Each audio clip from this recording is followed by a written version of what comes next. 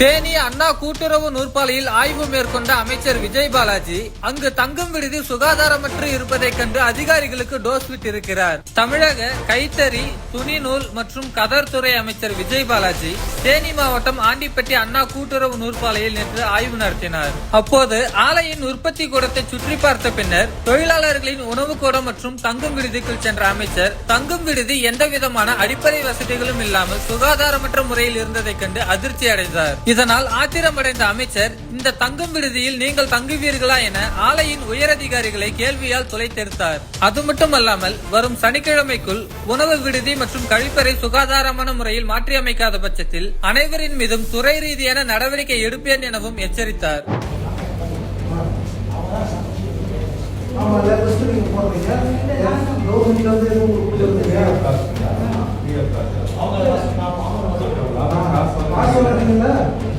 சும்மா கொடுக்குறீங்களா?